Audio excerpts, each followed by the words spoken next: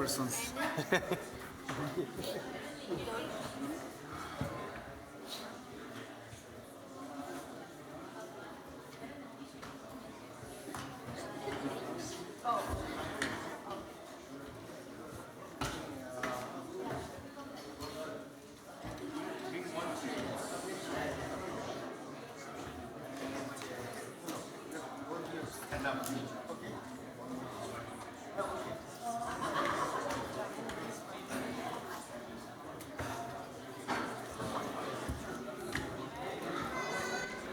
Good afternoon to all.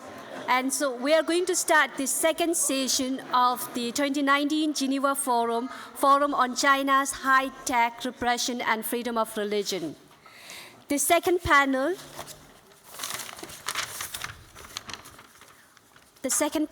on high-tech repression of people of faith in China.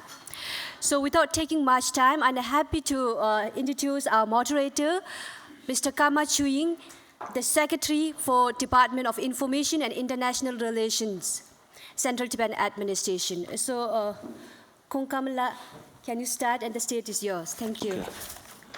Good afternoon, ladies and gentlemen. Now it's time for the second panel discussion. China is one of the worst violators of freedom of religion and belief, says the European Parliament's Intergroup on Freedom of Religion and or Belief and Religious Tolerance Annual Report 2017. China's record has never been any good in the past. In fact, in the past, the conventional methods of repressing and violating religious belief and religious freedom, and now with use of various high-end technologies, China has taken the violation of religious freedom and belief to a whole new level. And in fact, it has been further propagating these new technologies to other repressive countries across the world. It is indeed a serious challenge, not only to the victims of direct Chinese repression, like the Tibetans, East Turkestan, the southern Mongolians, but it is indeed a serious concern for the rest of the world. So without further delay, I would like to welcome eminent panelists with me here today. And the topic for today's discussion or the panel is high-tech repression of people of faith in China. And without further delay, as I said, I would like to request Pujung Ketsring La to proceed. And before that, I would like to introduce Mr. Pujung La for your information.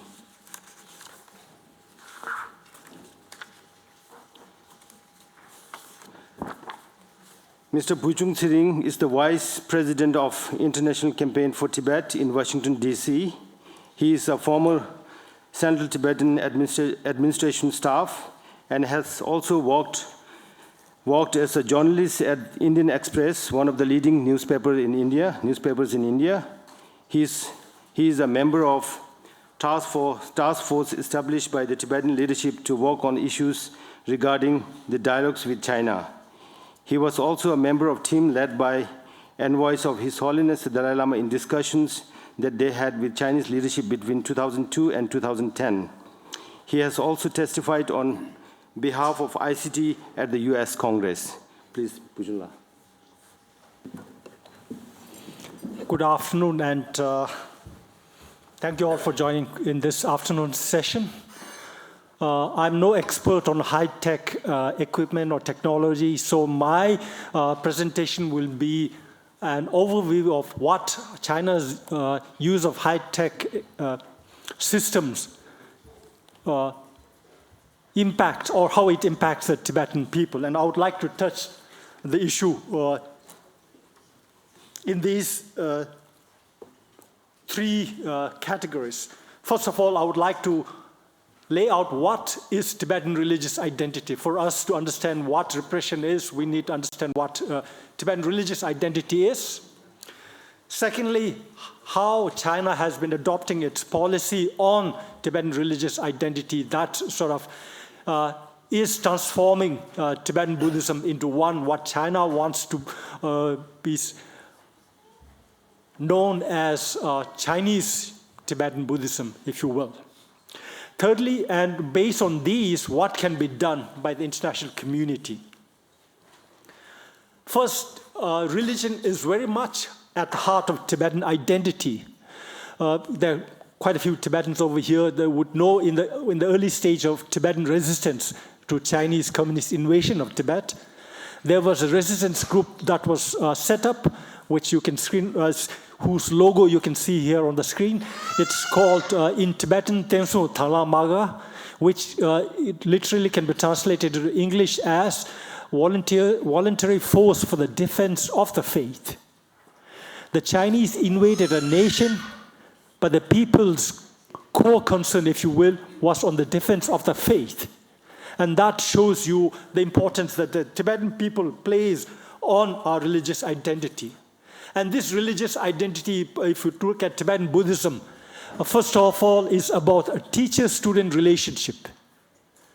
It's not enough to have a fancy monastery. It's not enough to see people going around monasteries. Tibetan Buddhism's core issue is about the transfer of philosophy from the teacher to the student. And to do that, the teacher has to have the freedom to teach. The students have had the freedom to travel to receive these teachings. Here you can see a photo of His Holiness the Dalai Lama giving teachings in Dharamshala in October, where people from throughout the world come every year to listen to his teachings. This is what we are talking about when we talk about Tibetan religious freedom. Secondly, when we talk about religious freedom, again, the practitioners, the Buddhist believers should have the freedom to go wherever they want, whoever they want to listen to, and in whatever capacity they want to understand the teaching, as in the case of receiving the Kala Chakra from His Holiness the Dalai Lama in Bodh Gaya over here. Then this is also about the transfer of Buddhist philosophy from the teacher to the students. In addition to empowerment and initiations, monks, novices should have the freedom to go and receive teachings from their teachers, and for the teachers to teach the student in the way they want them to be understood. All these have to be in the framework of a Tibetan Buddhist governance system that is primarily, that is centrally, that is overall, completely run by Tibetan Buddhist practitioners and not by non-Buddhist communist authority. On the screen, you'll see at the website. This is recent times. In the past, we didn't have website, but still we had the system of what is called Lechi. If you take the three big seats of Sera, Drepung, and Ganden, they all had the central governance structure that is elected by the monastic community themselves and which is in charge of overall monastic system. I'll come to the Chinese way of doing things later. And then here again,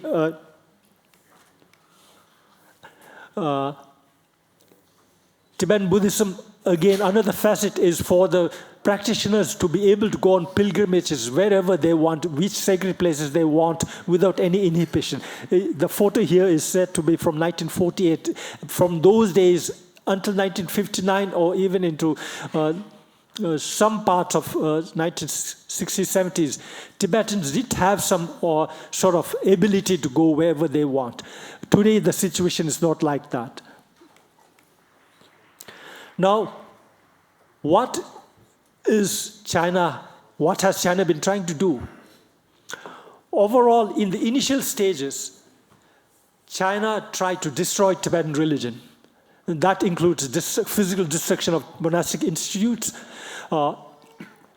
destruction of the monastic system, including making monks and nuns disrobe, destroying monastic structure where the recognition of Tibetan Tulku system was not allowed. All these was meant to replace Tibetan Buddhism with communism. That policy, unfortunately, did not succeed. In the 1980s, when there was a brief policy of liberalization, Tibetans once again revived their spiritual identity, and we could see that even under the restrictive system inside Tibet, Tibetans once again started to revive Buddhism. Therefore, the Chinese realized that their policy was not working, and they so altered their policy. And now they changed their policy from destruction to control of Tibetan Buddhism. That's why one very specific case is of the Panchen Lama, who passed away in 1989. His reincarnation was found in 1995.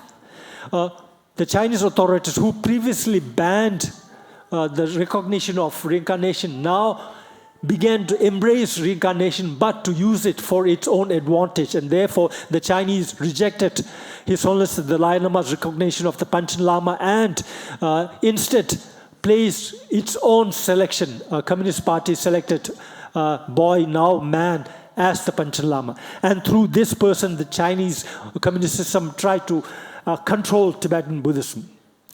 Also, they tried to separate the Tibetan peoples, knowing that His Holiness the Dalai Lama was the core of Tibetan identity, knowing that His Holiness the Dalai Lama is the symbol of Tibetan Buddhism.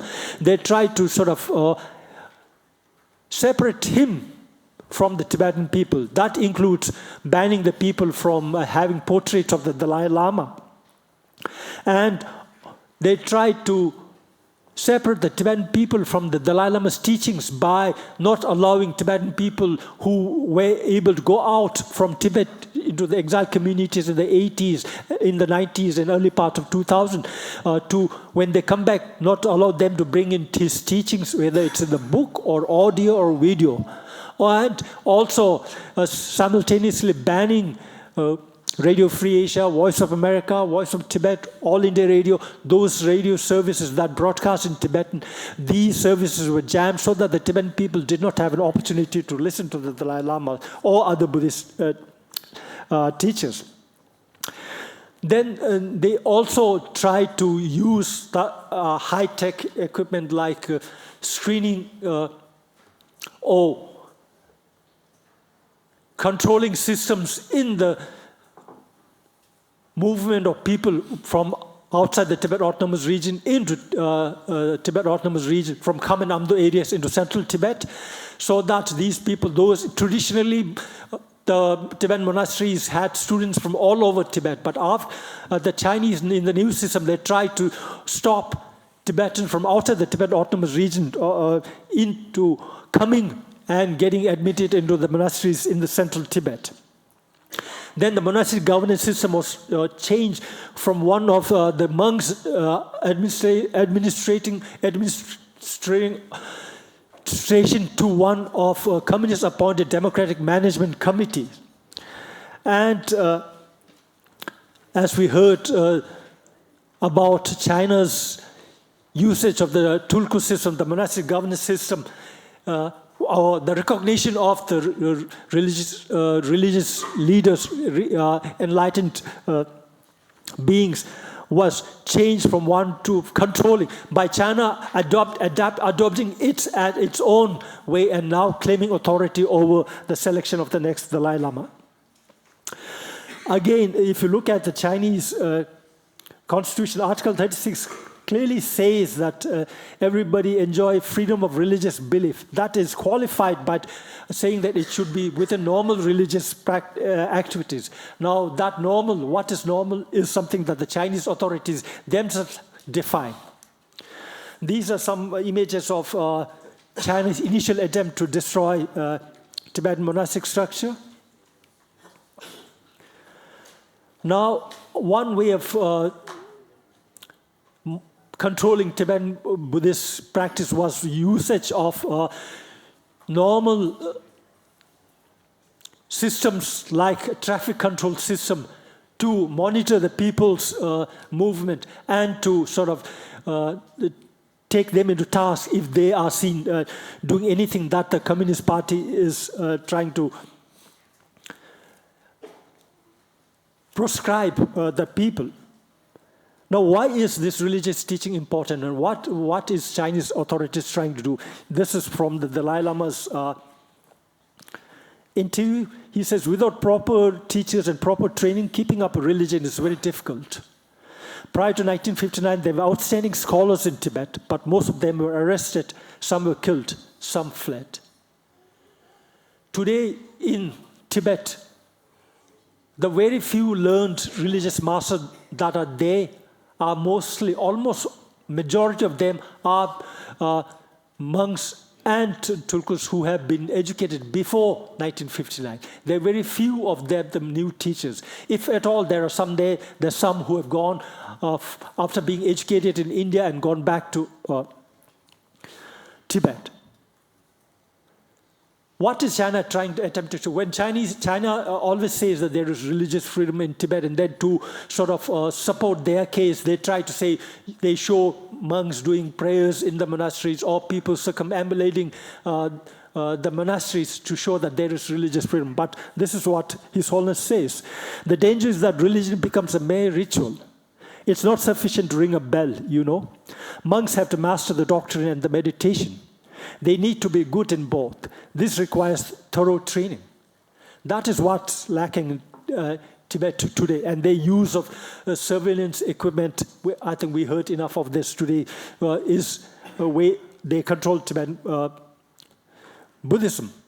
Then patriotic re-education is something that the Chinese authorities use as a way to control Tibetan Buddhism, to make into Chinese Tibetan Buddhism. They now have a database we heard about earlier of Tibetan, what they call living Buddhas, the reincarnated beings. This is the website where you can go and search for China's own officially recognized reincarnation.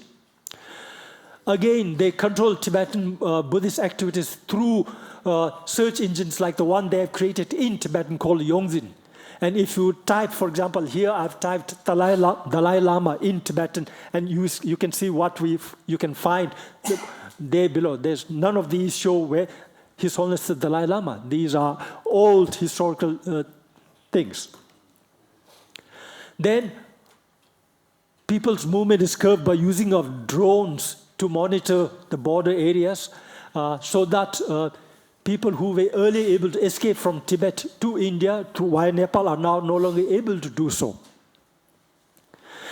Now they're trying to control Tibetans from further continuing their religious practice by saying that children and students and government officials cannot attend religious activities. Now, this in total is the summation of what I try to put up there. What is Tibetan identity? And what is China trying to do to this Tibetan identity? And if you look at these and usage of high-tech suppressive methods, what can be done? I try to look up ways, since we are in Geneva and since the United Nations is over here, we need to find a way in which the United Nations and the international community can talk about such usage of high-tech suppression method. And there are two basic ways that I can think we can try to see if the United Nations and the international community can do. First of all, there's UN has a debate on digital surveillance where we can try to put the Tibetan issue into the discussion there. Secondly, there's something called less lethal weapons and related equipment guidelines. This is basically aimed at governments which use such methods for policing situation within the country. Although this may not be directly related to what we are seeing in Tibet today, we can still find a way to put the Tibetan issue into there. Secondly, crowd control system or surveillance camera, etc., may not fit into what is called the dual-use technology. But we might still try to see if in that discussion of dual-use technology we can put such methods as usage of drones or surveillance cameras as a way of China's controlling the Tibetan Buddhists. Then at the political level, governments and the United Nations should need to strongly support the Tibetan Buddhist system of finding our own reincarnation, including that of the Dalai Lama, in the way Tibetans have traditionally done. The United States has already come out with statements which clearly say that it's the Dalai Lama and the Tibetan Buddhists who have the sole authority to decide on Tibetan Buddhist reincarnation. That needs to be come out from the United Nations as well as from governments throughout the world. More importantly, the Tibetan religious freedom is a part of the broader solution of the Tibetan problem, which has been not seeing a solution since 1959. And to do that, the governments need to support a political solution to the Tibetan issue through, currently the Tibetan leadership is following this middle way pathway. They are for dialogue with the Chinese government to resolve the issue. And that needs to be supported by government throughout the world. Thank you so much. Thank you, Pujunla. Pujunla spoke at length on essence of what religious freedom means, particularly in Tibetan context for the Tibetan people, and on how Tibetan religious community was and still is being systematically destroyed using various means, and nowadays particularly using high-end modern technologies, and also on what we can do to counter these measures by the People's Republic of China, the government of People's Republic of China. Thank you very much, Pujunla. And next, I would request Ms. Annie Yang. And before I do that, I'll just share with you a brief kind of introduction of Ms. Annie Yang. Ms. Annie Yang, a graduate of the Beijing Institute of Technology University, is a former labor camp inmate and Falun Gong practitioner. In 2005, she was arrested for her involvement in Falun Gong spiritual movement, members of which were persecuted by the Chinese Communist Party beginning 1999. She was sent to a forced labor camp for 2 years without trial, where she was tortured and deprived of basic human rights. Following international pressure, Annie Yang was released 6 months early and moved to the United Kingdom in 2006 and has not been able to go back to China since. Stage is yours, Ms. Yang, please. Yes. Good afternoon. Thank you very much for the invitation, and it is my great honor to be here today. I just gave a brief introduction of Falun Gong and persecution, and my own understanding on high-tech repression on people's faith in China. I think a majority of the people probably know what Falun Gong is. It's just a spiritual belief and based on the principles of truthfulness, compassion, and tolerance. On the 1st March 2005, at around 7:30 p.m., and someone knocked my door. So when I opened the door, 7 or 8 men burst into my house, and only one of them with a police uniform.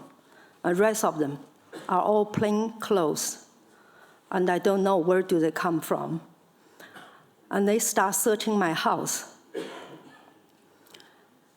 They took all my Falun Gong books, materials, my computer, and my printers away.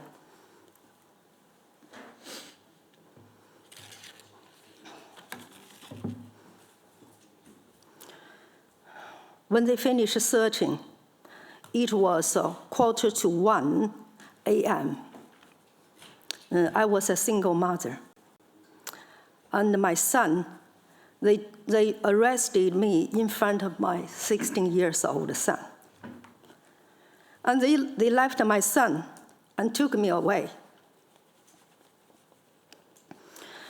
to the local police station.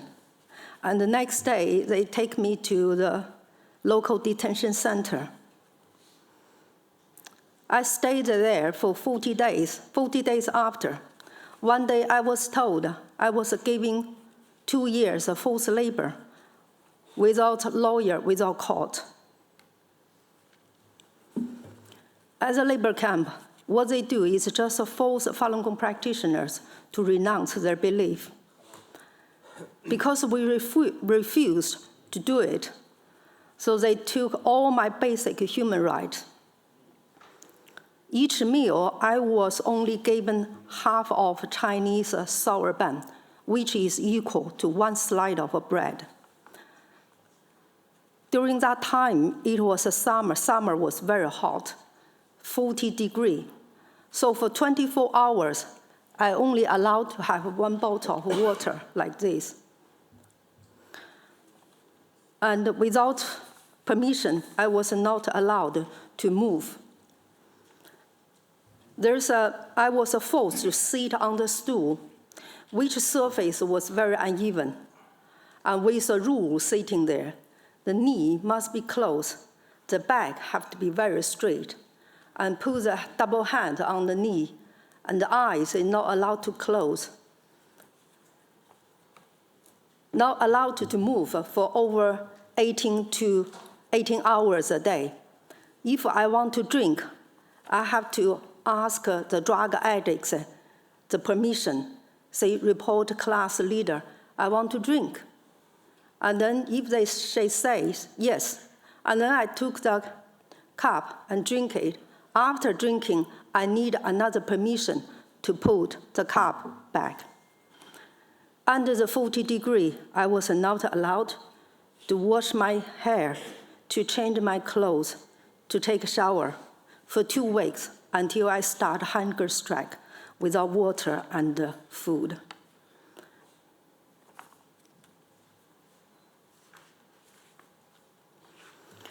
In one way, they torture me physically and mentally. In another way, they check my body every 3 months, include blood pressure, chest x-rays, kidney, and heart, and urine, and blood, everything. I was quite confused until I came to abroad and realized there's organ harvesting from living Falun Gong practitioners. Because of being a Falun Gong practitioner, we don't smoke, we don't drink, and we exercise, so our body is very healthy.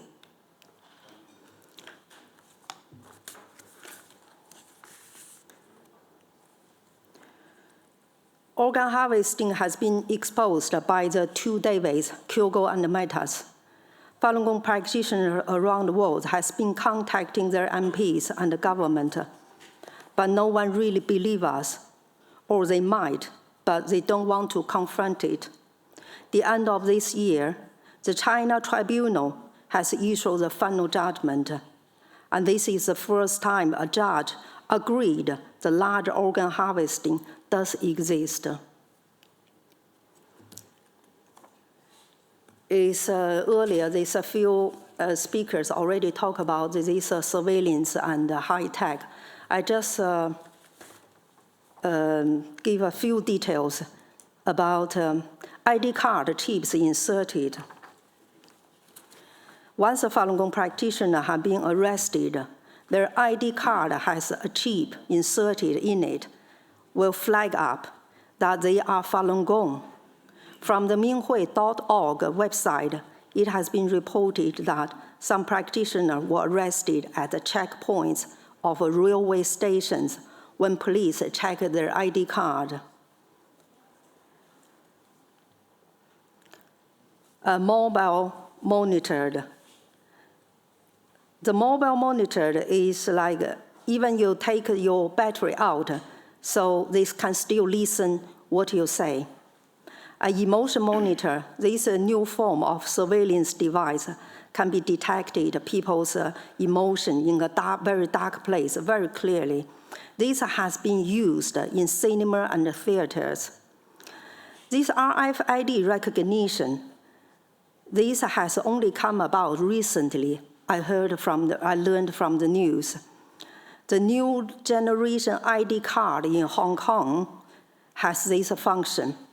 So the police use a portable sensing device, can read personal information in the card with a certain distance to identify who they are.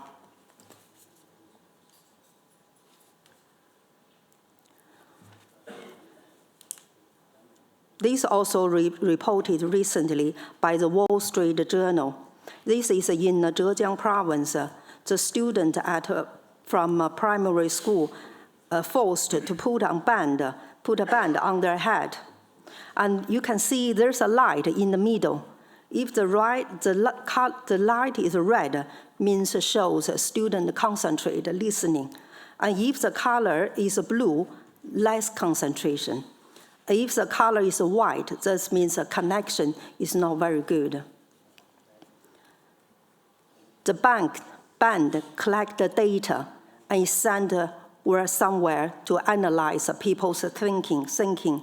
It's not certain where the data is saved and how it's used. I believe this is the direction of how the Chinese Communist Party control people's thinking in the future.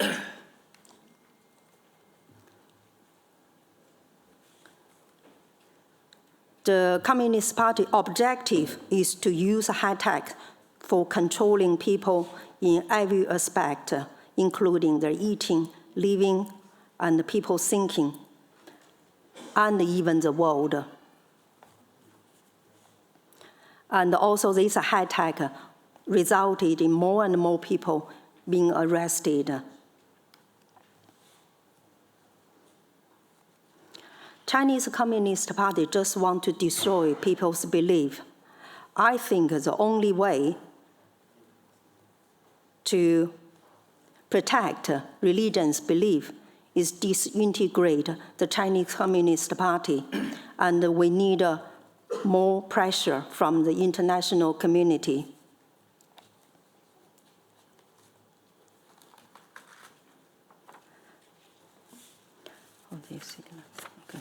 Since this persecution started in 1999, all the state media involved slandering Falun Gong, including some media abroad. Therefore, Falun Gong practitioners set up some media to tell people the truth and expose the persecution. So we set up a New Tang Dynasty television, Epoch Times is a website, Sound of Hope, and Vision Times.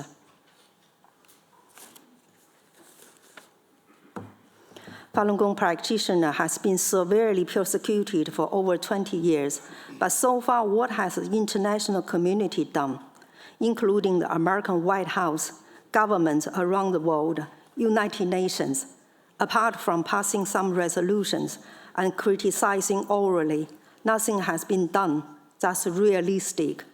That's why none of the criticism works to stop the persecution. There's a trade war between China and America since last year. What forced China sit in front of the negotiation table? Tariffs. Though resolutions passed one after another, but they don't make the Chinese government feel any pain. Why the world doesn't have any real action on the issue of persecution and remains silent because of money and trade? I'm very sorry to say that. Look at the situation in Hong Kong now. How many governments stand out to condemn the violence? Organ harvesting from living Falun Gong practitioners and now include Uyghurs. It is unprecedented crime on this earth, but the world just turned a blind eye. Whoever wants to do the business with China, in fact, they are dealing with a criminal state. Thank you for listening.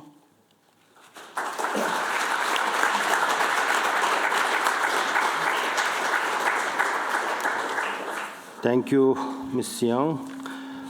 Ms. Young, amongst other things, spoke on the basic background on Falun Gong and also shared with us her personal ordeal of how she was harassed, ultimately arrested, and then put into labor camp where she suffered immense hardship. Ms. Yang also spoke on the primary reason behind why the Falun Gong practitioners are subject to organ harvesting by Chinese government, and also on the artificial intelligence and other high-end technologies being used to control and repress the people inside China. Thank you very much, Ms. Yang. And now next speaker we have is Mr. Dolgun Issa. Mr. Dolgun Issa is a former student leader of the pro-democracy demonstrations in East Turkestan in 1988. After having endured persecution at the hands of Chinese government, Mr. Issa fled China in 1994 and sought asylum in Europe and acquired German citizenship in 2006. Currently, he is the president of the World Uyghur Congress and vice president of the Unrepresented Nations and Peoples Organization, the UNPO. He has consistently advocated for the rights of Uyghur people and has raised the issue in the United Nations, the institutions of the European Union, and in individual states and other international fora. Mr. Issa, please. Thank you. I would like to invite me this conference to speak here, share the Uyghur case, and I thanks to Tibet office and the Tibet administrations. I'm also very happy today I met so many of my old friends, and Buchung, Kelsang, and Prime Minister Lobsang Sangay. I was in Prague just last two, 3 weeks ago with the Prime Minister together here, and after 3 weeks later, again here. Next week we will again meet in the Halifax in Canada. So it is maybe Chinese government is not very happy on this, but we cannot nothing to do. Yeah. Well, I'm also not expert or also high tech or surveillance technology, but I'm personally victim of this in exile. My family is victim of this in East Turkestan. Today, an estimated 3 million innocent Uyghur are being arbitrarily detained 21st century concentration camp by the Chinese authority. Well, Chinese government until last year, not this year, no, last year, October, denied everything. No, we don't have access to anything. But after the growing up the international pressure, then change the narrative all the time. Oh, it is not detention or concentration camp. It is the vocational training center. But so many intellectuals, so many Uyghur professors, for example, president of the Xinjiang University, Tibettv, today also Amnesty International published urgent action a couple of weeks ago, did once, and he sentenced to death. He no need to eradicate it.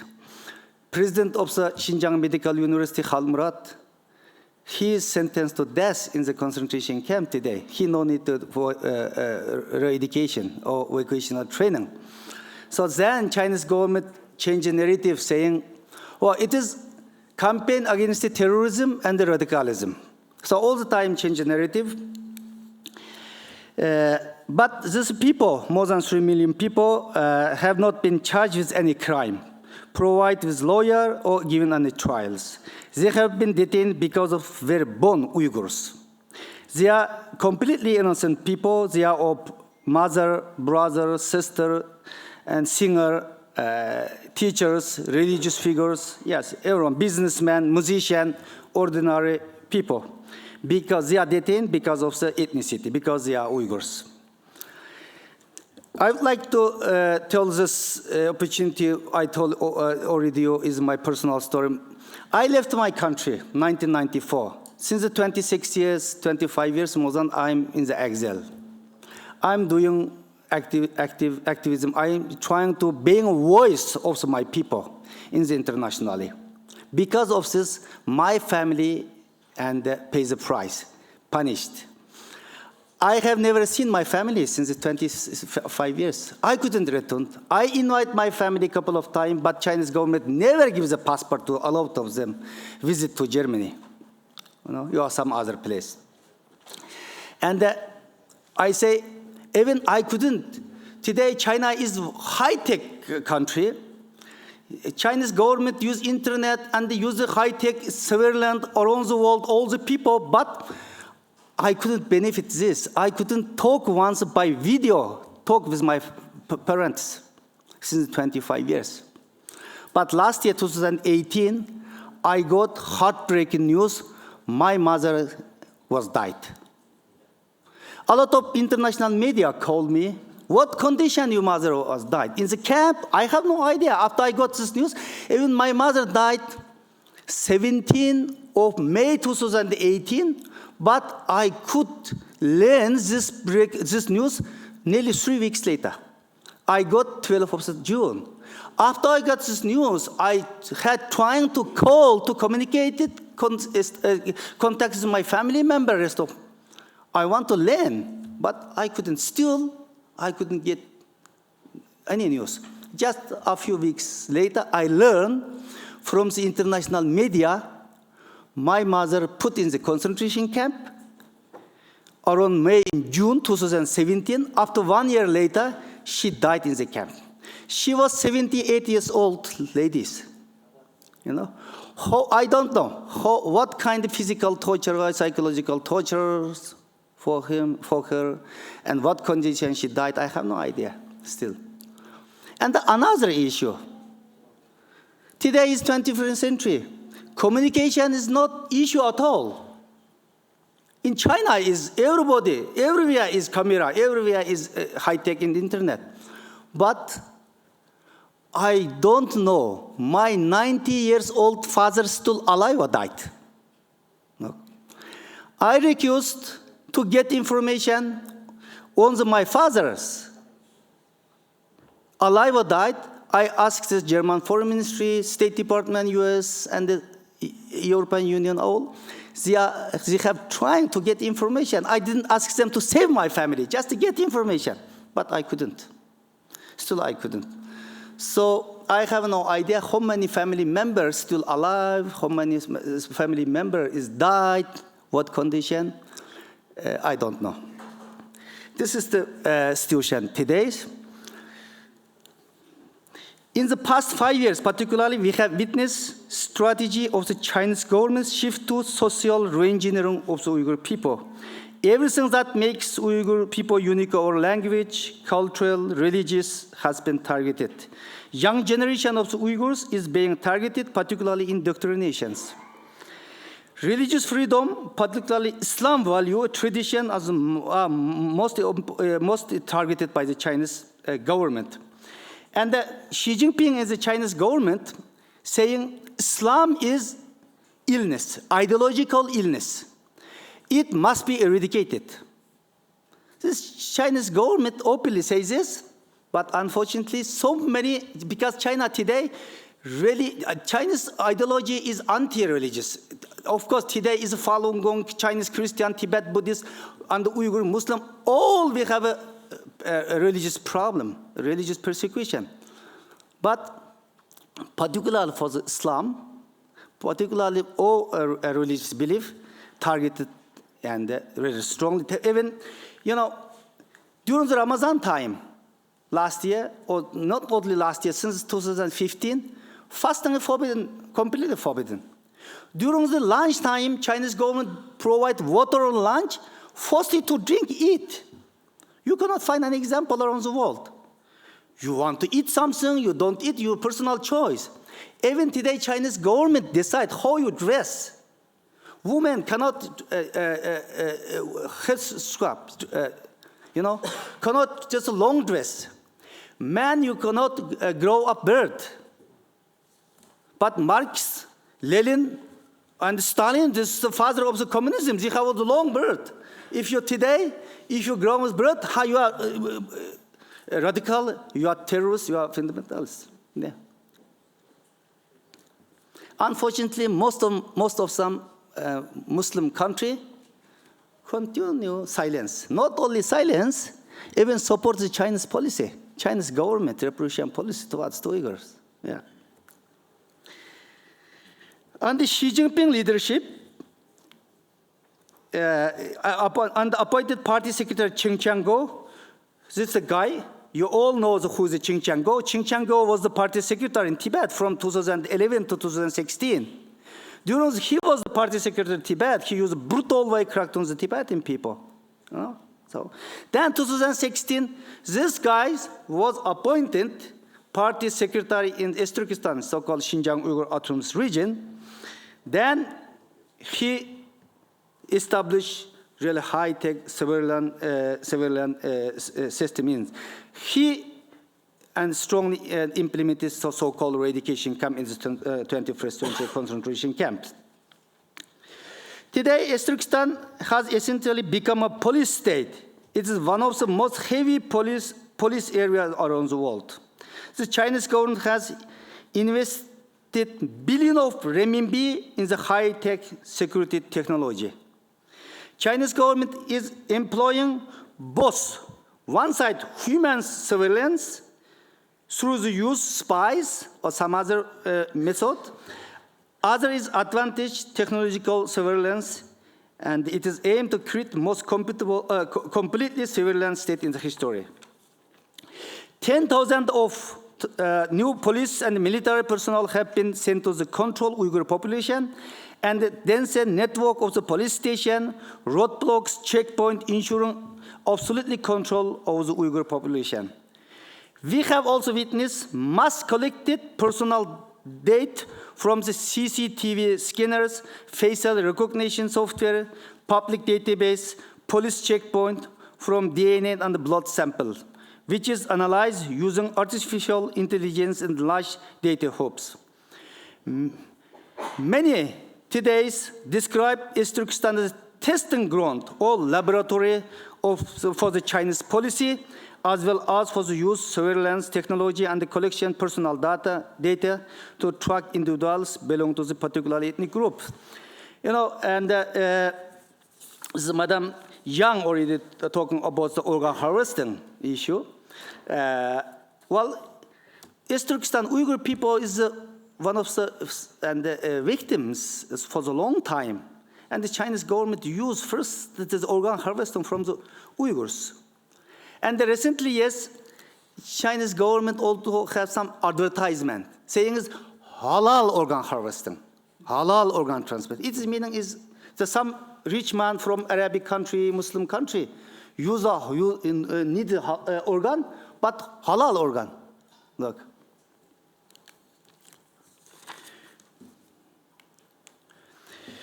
Well, actually, this is Chinese government and is this surveillance technology and the targeting the Uyghurs not just starting 2017 because so-called eradication camp, concentration camp start 2017, but it is has a long history.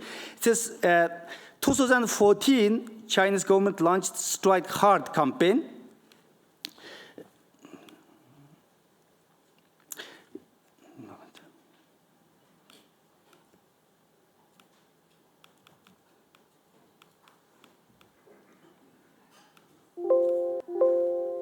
No, can you help me? Well, the Chinese government launched a Strike Hard campaign against the violence terrorism in Turkestan. China mass arrested 100,000 Uyghurs, 2014. And also people in Turkestan accounted just over the less than 1% hold the total Chinese in China population. But human rights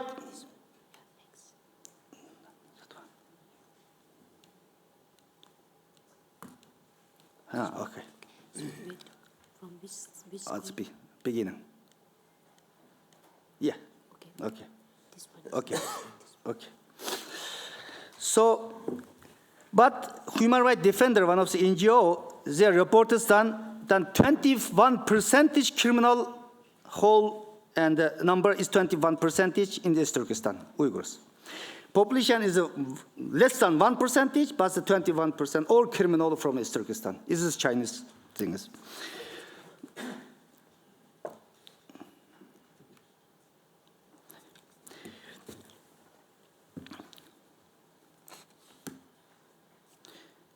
Then between June and November 2017, and the regional government collected DNA samples and the fingerprints, iris scans, and blood tapes, all entire population in East Turkestan, between age 12 to 65 years old.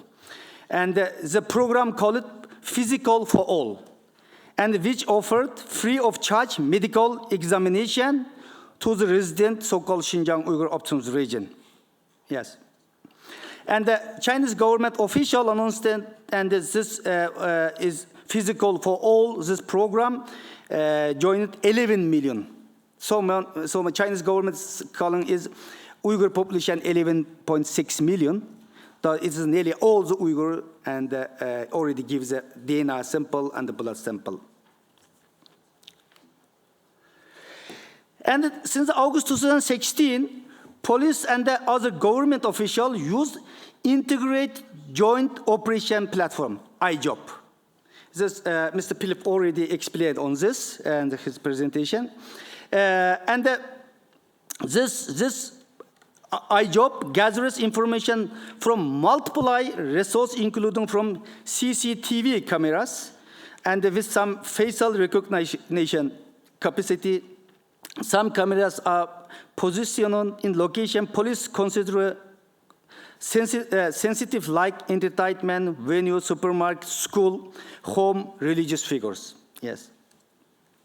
And iJob also received information like license plate numbers and the citizen ID card number from some other regions, countless security checkpoint. Visitor management system also implemented in access control communities from the vehicle ownership, health, family planning, banking, legal records.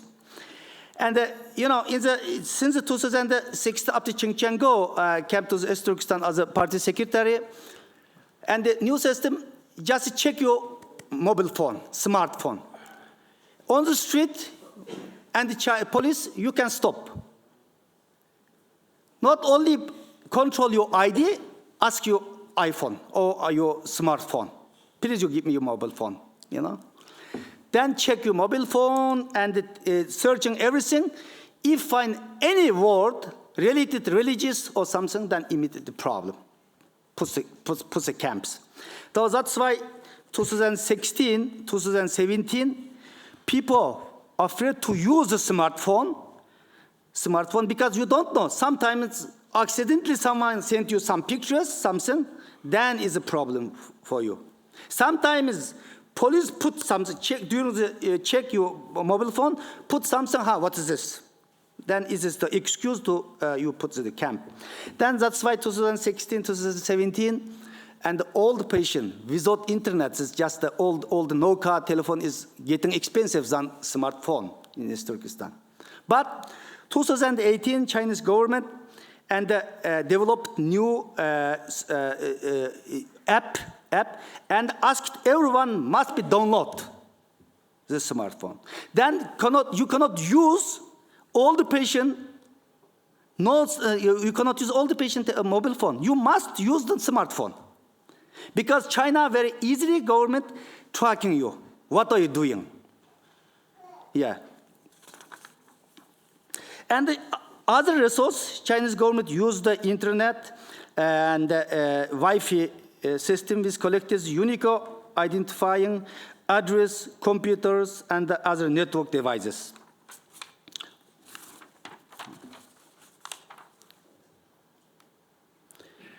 Yes, this is the checkpoint. After Xi Jinping appointed Xingqiango as the party secretary, first things he did in East Turkestan, established checkpoint, so-called and the police convention convent center. Actually, it is police monitor center. Only Urumqi, capital of East Turkestan, within 4 months, he established 960 police monitor station. It is mean every 200-300 meters, one police monitor station. And also, you look, this is the checkpoint, and all the big mosques have should put such a X-ray system. But unfortunately, today, this system was in the 2016, 2017, and beginning of 2018. But since 2019, most of some mosque is closed. People are fear to go to the mosque. And also Chinese government issues some special ID who make prayer and who want to the mosque. You should have an ID, special ID. Then this ID must be provided by the police office or the local government. If you go to apply this ID, and you had a lot of problems. That's why people are afraid to get the ID, which you use to the mosque, and just praying at home or some other place. Then Chinese government saying, oh, most of some mosque is empty. No one is coming. Then 2017, 2018, more than 5,000 mosques was destroyed. 5,000. Even some mosque, 700 years, 800 years old, cultural heritage. So destroyed.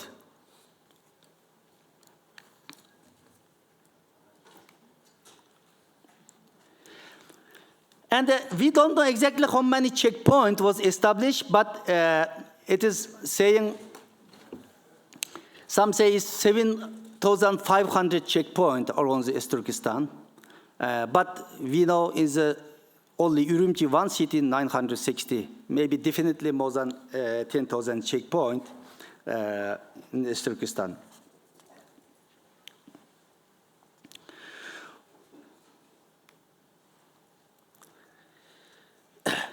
So Robin Van Werl is the director of the Inside Chinese Digital Gulag, say, China plans to establish Xinjiang-style surveillance system across the country. We know that Beijing has ambitious plans to develop vast nation's surveillance system in mainland China based on facial recognition to track and identify it is 1.4 billion citizens through the vast network CCTV cameras.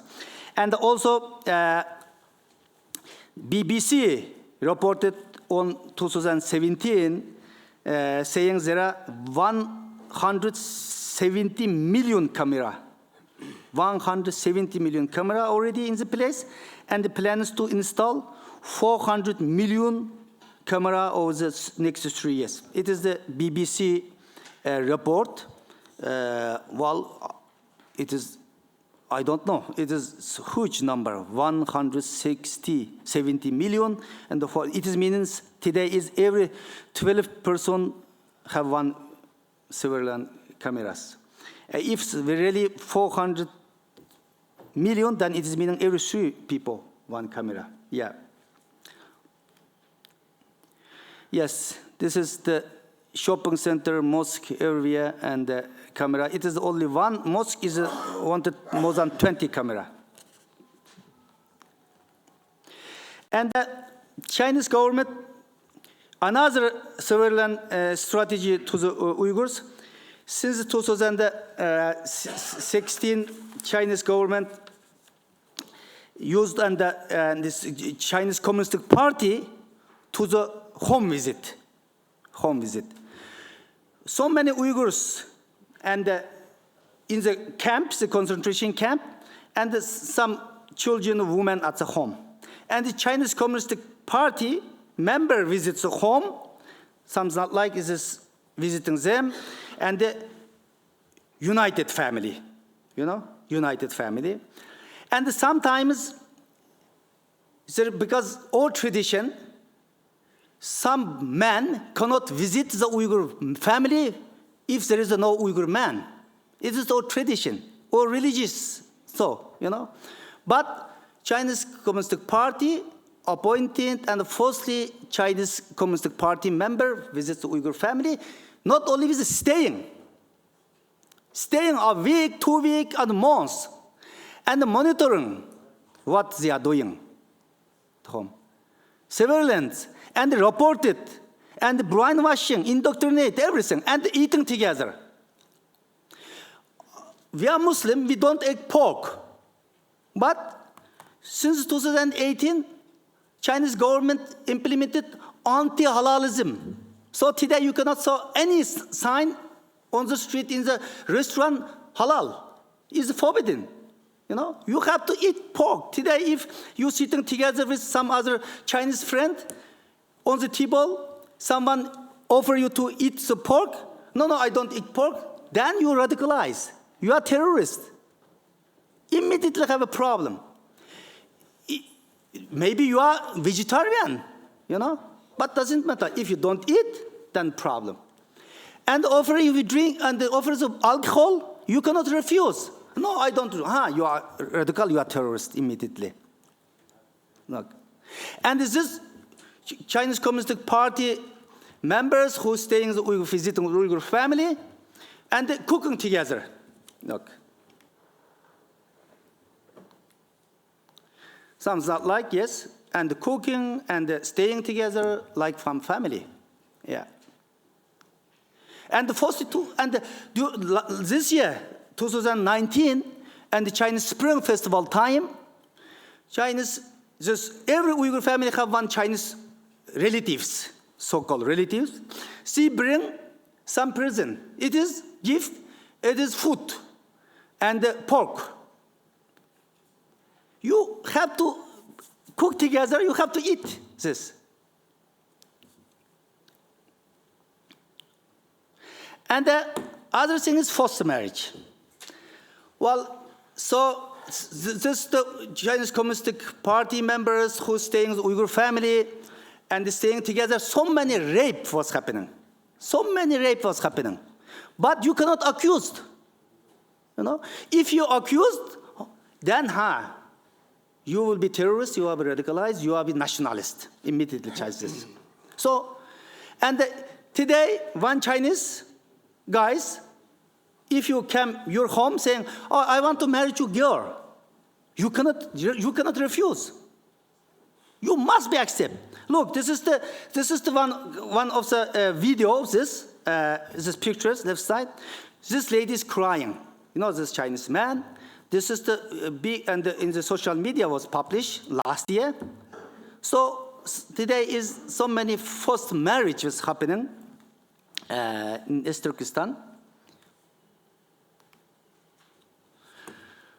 Well, this is the caricature, one of some Chinese friends.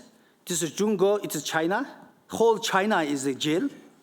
It is the surveillance area. But inside is Xinjiang. This is the, inside is Turkestan. It's so big different. No, it is the things. Well, as I said at the beginning, I'm victim. I told you, I'm not the expert of the high-tech surveillance system, but I'm victim. My family victim inside, I'm victim outside China. Today, Chinese government monitoring all my activism. This morning at the opening, Prime Minister already mentioned how China is trying to implement and manipulate its UN system. Yes, I'm the victim of this. I couldn't enter, I'm the German citizen. But because of the Chinese pressure, I couldn't enter so many countries today. I was kicked out from the United Nations, New York, 2017, 2018. I have accreditation, everything. Chinese government, time to time, make pressure Secretariat Human Rights Council, Geneva as well, trying to me kick out. I was detained so many country border. 2009, when I was invited to one of the conference in the South Korea, I was detained South Korea for night. Chinese government asked me deported to China, but U.S. State Department and the German Foreign Ministry really did hard job. On the last minute, they saved my life. I was deported to Germany. 2007, okay, this is Asian country, some other country. But 2017, July, I was detained in Italy, Rome, middle of Europe. Even 2005, I was detained in Geneva as well. Tibetan friends organized demonstration during the Human Rights Council's meeting. I joined it, I made a statement. After statement, suddenly is Swedish police coming to check my ID, took me the car. 6 hours questioned. After 6 hours, I was released. 2017 is the same thing as what's happening in Rome, Italy. I was invited, Senator Campani. He invited me to the jointly press conference, Italian Senate building. Just 20 minutes before starting the conference, I came to the Italian Senate building. More than 20 Italian police took me. Took my fingerprint, took my pictures, like treated terrorists, really. You know? Then up to 3.5 hours later, after intervention in German government, German ambassador room, then I was released. Yeah? So it is the situation today. Chinese government not only surveillance, use the high technology, and they make pressure Tibetan, Uyghur, Hong Kongs, and some other people inside China, in Turkestan, Tibet, and outside also. Also trying to use the economic power and also manipulate, undermine the UN human rights system as well, unfortunately. Thank you for your attention.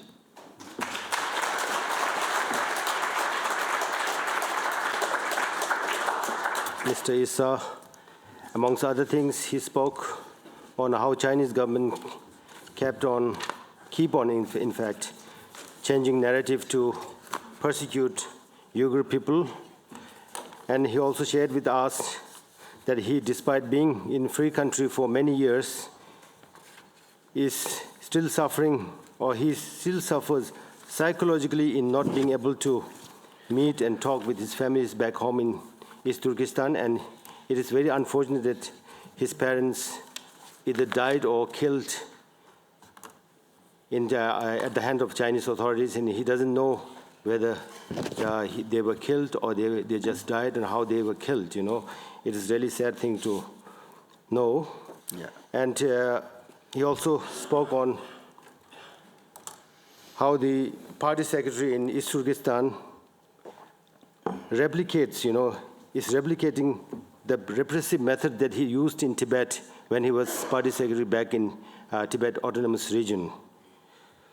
And he also spoke at length on various high-end technologies being used in East Turkestan to repress and control people like the authorities do in Tibet. And I really thank Mr. Dolgun Issa for sharing your exhaustive presentation on persecution being suffered by our Uyghur brethren at the hand of Chinese authorities. Thank you, Mr. Issa. Thank you very much. Next, we have the final speaker, Mr. Marco Respinti. Mr. Respinti is an Italian professional journalist, essayist, translator, and lecturer.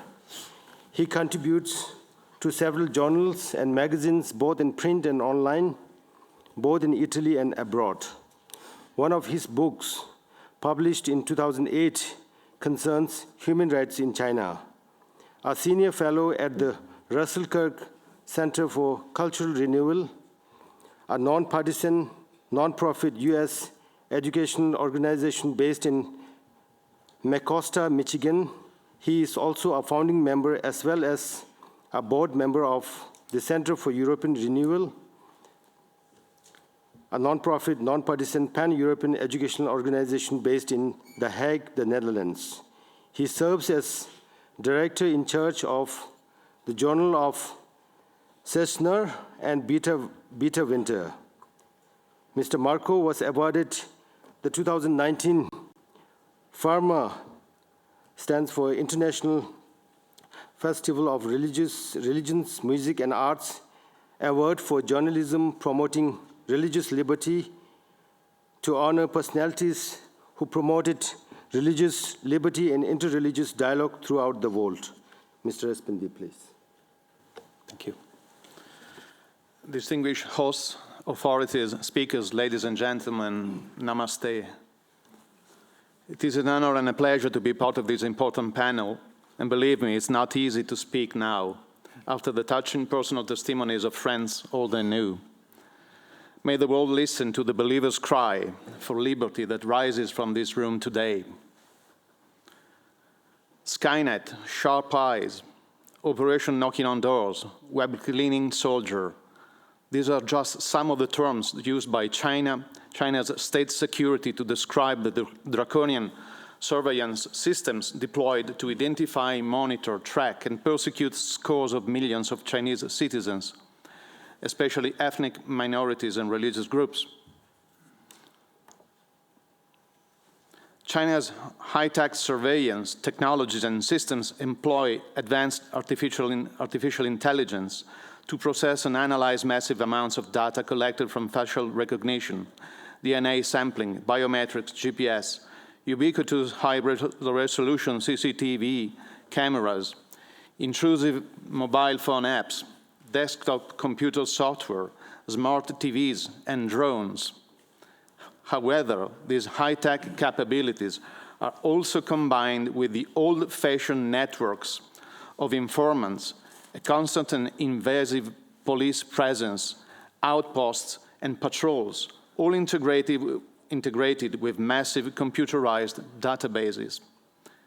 At this point of the day, nothing is new for you. Nothing of this is new for you. Excuse also some repetitions, even in pictures. The only original contribution I can hope to give now is some organization in this whole material, as well as some focus on targeting religions in China. Writing on Bitter Winter, Mr. Paul Crespo has provided in-depth analysis of this problem, and while thanking him publicly, I abundantly rely here on his expertise. Mr. Crespo is an American foreign affairs and international security expert, writer, and communication consultant with nearly 30 years of experience working for the US government as well as corporate and not-for-profit organizations.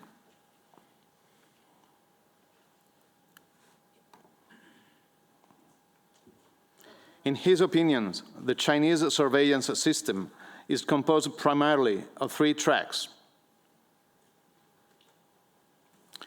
First, massive unprecedented collection of personal data. Second, near total surveillance via technical and human means. And third, data analysis and management via advanced IE, artificial intelligence, and military-style coordination, operation. The final goal is a sophisticated national database allowing security forces to track, analyze, and control every individual in China in real or near real time. While many aspects of these surveillance systems are being employed throughout China, as my friend Dalton knows quite well, Xinjiang has been and is the testing ground or laboratory for some of the most intrusive and repressive techniques. Xinjiang is the region which Uyghurs prefer to call East Turkestan, home of most of the country's Uyghur Muslim population. Well, in 2017, Chinese President Xi Jinping declared that he was creating, quote, a wall of steel, end quote, around the region. Once proven in Xinjiang, these systems are often rolled out to other regions of China. Fergus Ryan, an analyst and China expert at the Australian Strategic Policy Institute, said that the technology has been deployed as, quote, part of Beijing's repression of Uyghurs, Kazakhs, and other ethnic minorities, and that Xinjiang was a major testing ground for those types of surveillance technologies, end quote. So first, massive data collection. China has become the nefarious global leader in collecting extremely sensitive and personal data from its citizens. According to Human Rights Watch, the Chinese administration in Xinjiang is collecting a full range of biometrics, including DNA samples, fingerprints, iris scans, as Dawkins just said, and blood types of all residents in the region between the ages of 12 and 65. in order to build a region-wide biometric database. This data collection is done primarily via a specially designed mobile app that is Physicals for All, that was just mentioned. In 2016, Xinjiang police bureaus also began collecting residents' voice samples for a national voice database that could be used, for example, to identify any voice during recorded phone conversation. For people designated as focus personnel or key individuals, full biometrics samples must be taken regardless of age. According again to Human Rights Watch, the biometric collection scheme is detailed in an official document called the Xinjiang Region Working Guidelines on the accurate registration and verification of population. As Peter Witter has reported, a major part of China's data collection effort also includes the expensive dragnet-style Operation Knocking on Doors, launched nationwide in early 2017. This operation sends police officers to investigate and photograph religious believers under false pretext, part of a broader surveillance system to specifically track religious people nationwide. The operation collects information on the activities of religious groups listed as Xiejiao and conducts networked surveillance of each believer. Let me just explain briefly what a Xiejiao is. Often incorrectly translated as evil cults, the expression Xiejiao, which has been used since the late Ming era, means heterodox teachings and indicates the religious movements included in a special list made by the CCP, which the government regards as hostile to the Chinese Communist Party, dangerous and not really religious. Xiejiao are then prohibited. Being active in Xiejiao is punished with several jail penalties under Article 300 of the Chinese Criminal Code. By the way, Falun Gong is listed as a Xiejiao. Second, total surveillance. As noted by the Los Angeles Times, China has installed 176 million public and private surveillance cameras for its 1.4 billion people, including some on every block in its capital, Beijing. However, China plans to have as many as 626 million cameras installed nationwide by the end of this year. As more CCTV cameras are installed in rural areas and they increasingly incorporate advanced facial and the latest gait, walking style recognition, China will soon become the world's most monitored society. According to a Free Asia report, the company behind the Sharp Eyes system claims to have developed the platform systems using home televisions and smartphones to push video surveillance into people's home.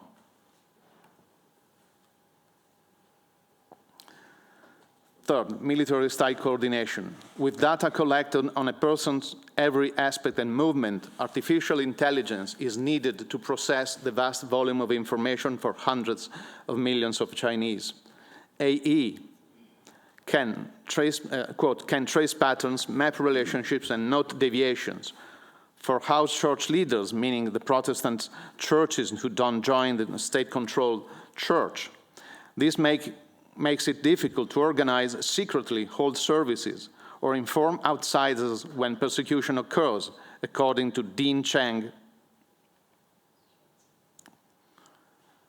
an expert on China at the Heritage Foundation. Let me skip, because this was just said today. So now, religion are the target.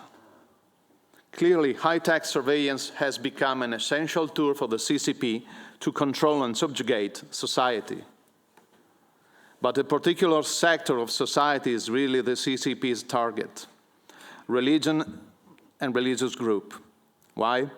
Because the CCP sees religion as public enemy number one.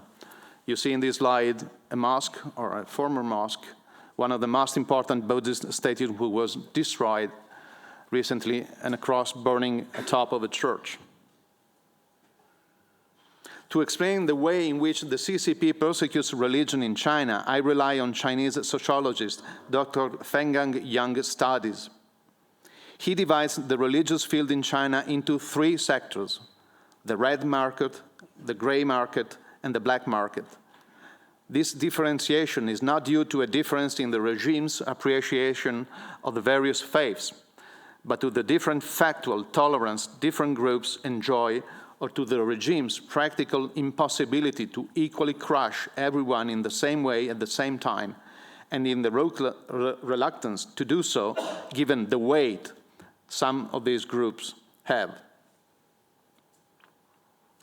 If the red market is therefore the space in which the regimes tries to tame some groups, infiltrating and controlling them from within, through the 3 self-church for Protestants, the Chinese Patriotic Catholic Association, the China Islamic Association, the China Buddhist Association, and the China Taoist Association, all originally created in the 50s, the gray market is the limbo where the CCP does not manage to intervene so hard, certainly not by letting things go, but by adopting indirect strategies. This doesn't in any way mean that the red market is exempt from repression, which in fact is intensifying lately. Neither that the gray market is. In fact, being a member of a religious group of that lot is forbidden, but still does not constitute a crime punishable with harsh penalties. This last area is the space of the black market, where the groups defined as Xiejiao are relegated.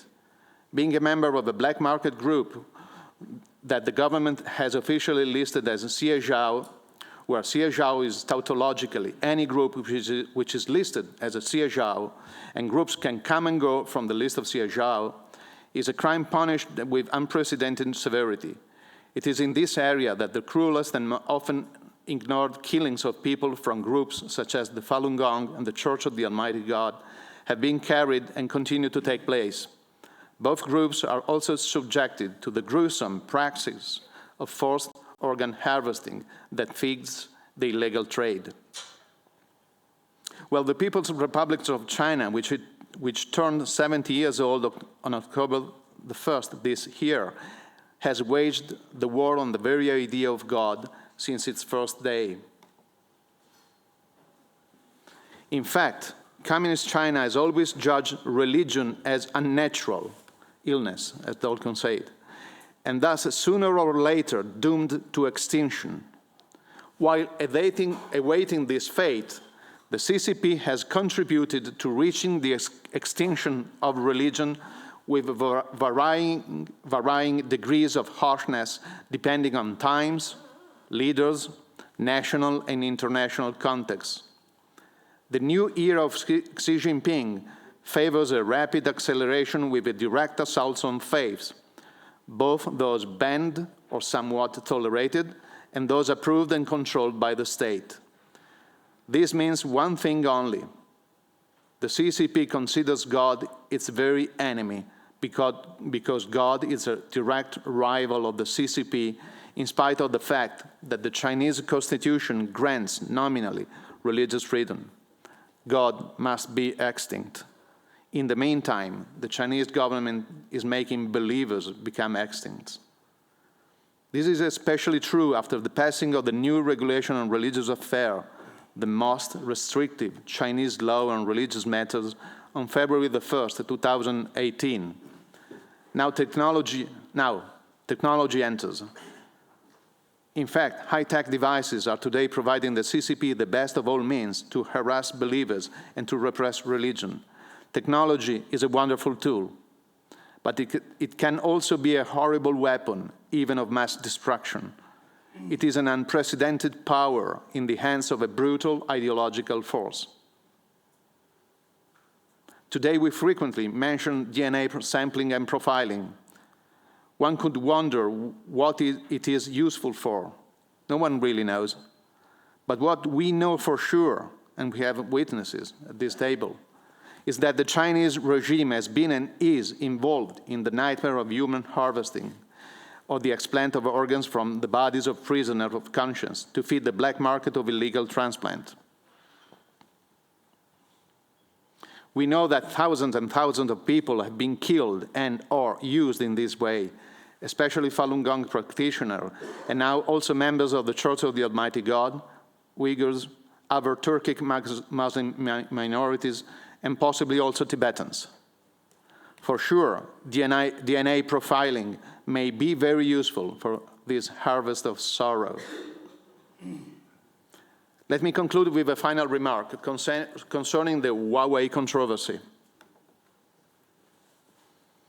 At Bitter Winter, we deal only with religious liberty and human rights. Politics is not our business. Trade is not our business. But what may seem to be only an episode of the trade war between the United States and China brings back to light another question of primary importance. Perhaps the Chinese telecommunications giants are the operative arm of Beijing's repressive Big Brother, useful to control refugees abroad, dissidents at home, and Westerners everywhere, thanks to the exploitation of the future of the Internet that we all rightly dream of, but that we should actually dramatically fear. The point here is not only the fact that Huawei, through its evident connection with the regime and its military apparatus, may spy on foreigners and exiles.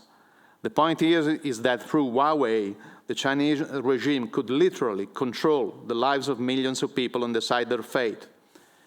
In fact, Huawei is working on an interception system not linked just to its product, which one could easily choose not to buy or to use, but based on a global structure that can control any electronic device for communication. To make it available to the Chinese giant in a relatively simple way would be to upgrade the Internet to the 5G technology, meaning fifth generation. 5G will be, in fact, the first system able to unite the Internet of People and the Internet of Things, since the same towers that will manage smartphones, tablets, and PCs will also manage hospital, traffic, electricity networks, airports, and so on. I choose these pictures. This is taken from a commercial now airing in my country, in Italy. It shows a very famous, from the back, a very famous medical doctor using virtual reality from a smartphone to make a surgical operation miles away. It could be possible through the 5G that Huawei is developing. So it's a wonderful thing. But in the same time, as you can save a life doing, from far away, you can just push a button and kill how many people you want when everything will be connected or interconnected. This is not science fiction. This is coming to our homes, I think, pretty soon. I just landed in Brussels, and the first commercial I saw, huge, was, welcome to the 5G by the Huawei. Tujai Shitai Chai.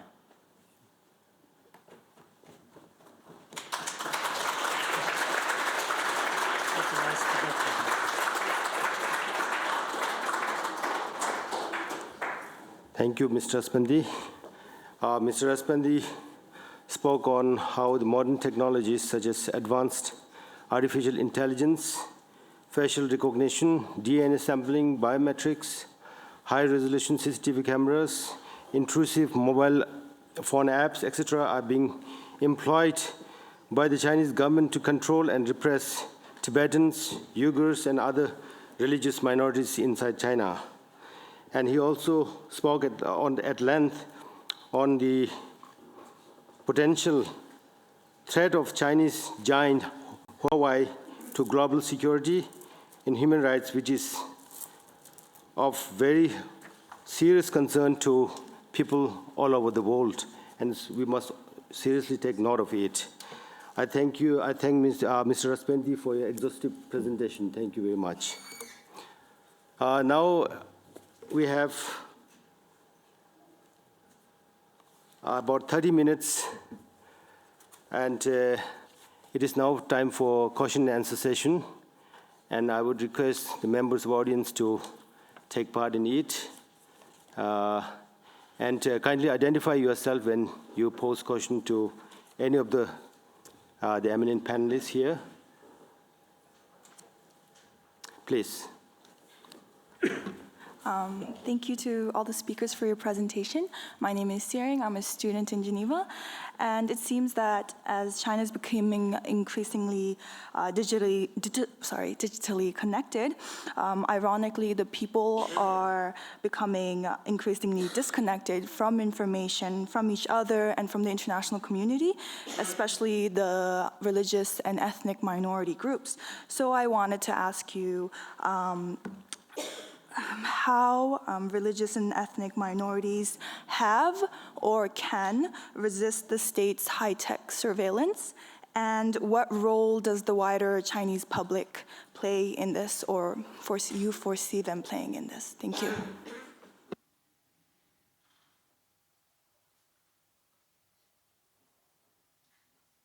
Is your question directed to Mr. Issa or any of the panelists? To all the panelists. Okay, fine. In my humble opinion, they cannot alone. If the international community doesn't wake up and try to stop these horrible things, they cannot. Religious groups have connection abroad through, different churches or affiliations. They need to interact through that to unite with people abroad, even if this is a real crime for the China law. I mean, if a church is connected to someone abroad, the accusation of terrorism, it's easy to get in. But nonetheless, they need to unite with the people outside China. They need to lobby as much as possible at the international level. And governments and the UN should find a way, it's not my business, I'm a reporter, but they should find a way of, let me say it frankly, putting ethical tariffs on trade of electronic components and all that. Otherwise, no one could really stop the situation. I mean, this is just a suggestion out of my, how can you resist a giant like that with the potential that technology gives to China and the historical potential in the number of people and military and all secret services and all that China has? We need the international community to speak out openly. If I may add to this, I think while we may or may not be able to stop the Buddhist practitioners in Tibet, for example, in our case, may or may not be able to stop the Chinese authorities from suppressing the faith inside Tibet, I think the Tibetan Buddhists have the fortune of His Holiness the Dalai Lama and a critical mass of Tibetan Buddhists outside of Tibet who are able to sort of continue to preserve and promote this tradition in exile. And as long as this tradition survives outside of Tibet, it's always a challenge to China, and so the Chinese would not succeed inside Tibet.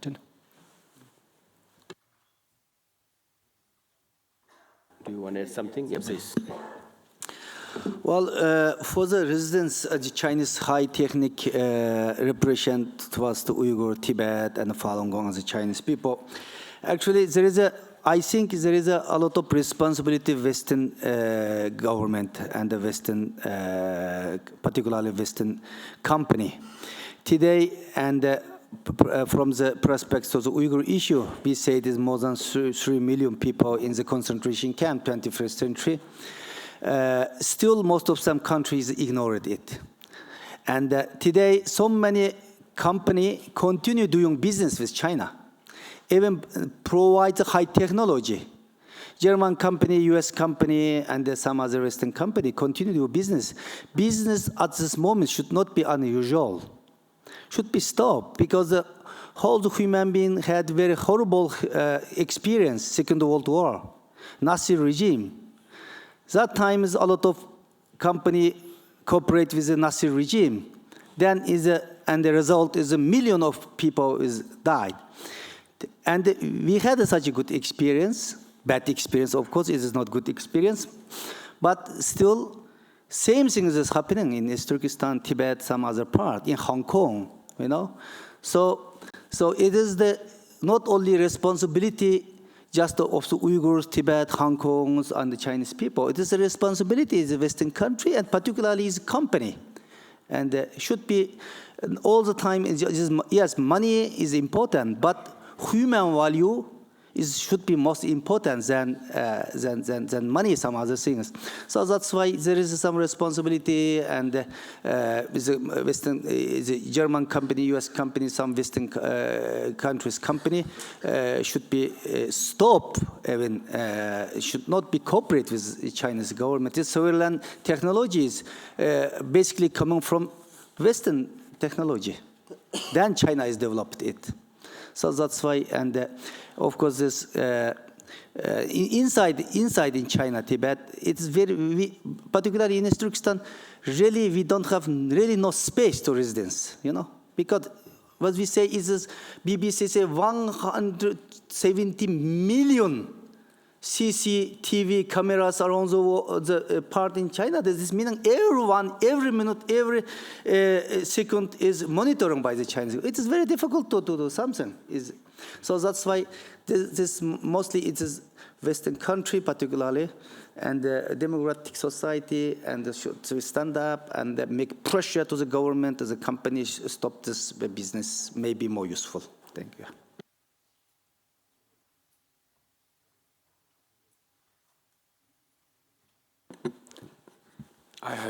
I have a question to Mr. Respinti. Since your organization is based in Italy, I would like to know your opinion about the report. I think sometime last year, there was a news report that the Vatican has reached an agreement with the Chinese government about selection and appointment of Catholic leaders in China. What is your opinion about it?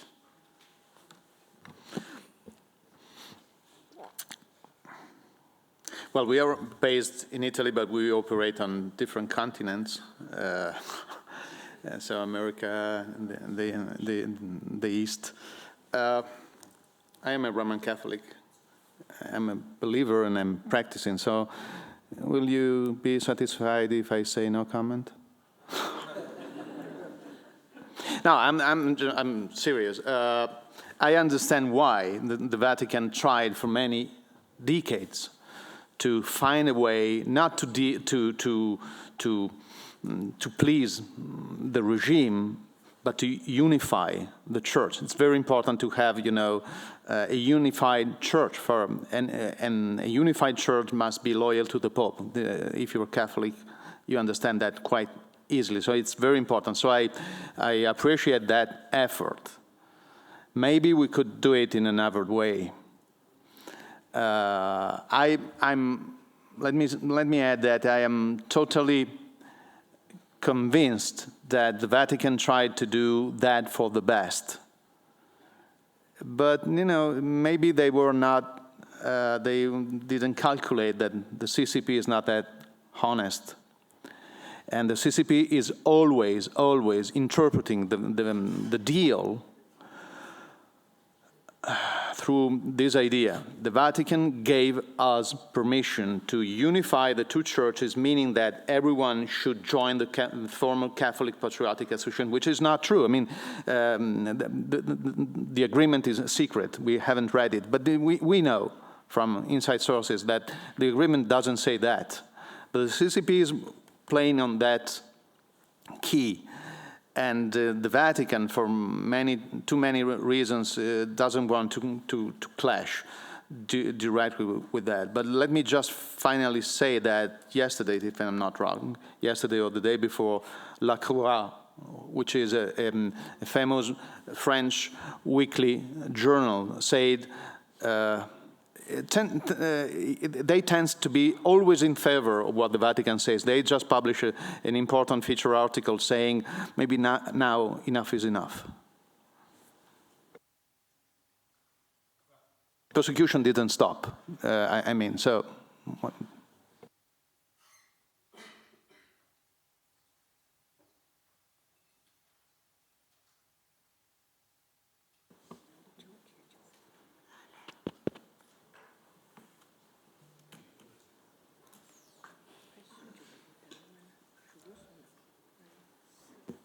Mr. Issa, I wonder if the word genocide is appropriate to use in the context of China's treatment of the Uyghurs?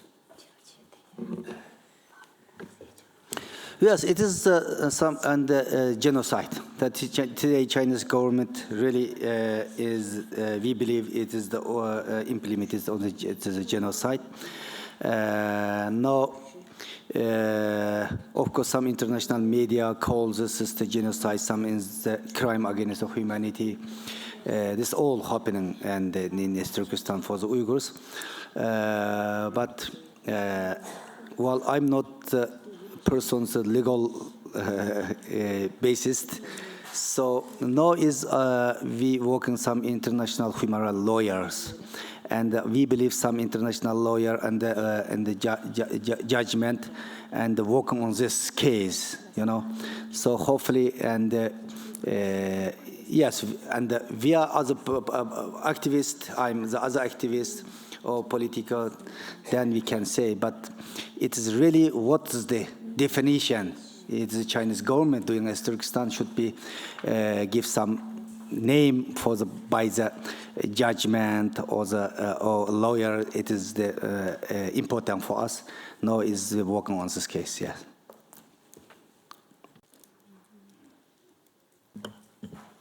Sorry, since there's nobody raising hand to ask question. Oh, please. I just wanted to add, I think the lady there asked about what the international community could do also, I think earlier, if I'm not mistaken. In which case, I think one thing that governments, particularly the European governments and the free democratic governments can do is, the United States had 2 ministerials for religious freedom. And they've started a religious freedom alliance of governments. I think if you can encourage your government to be part of that religious freedom alliance, an international coalition of religious freedom advocates can be built that can sort of work together against China's religious persecution.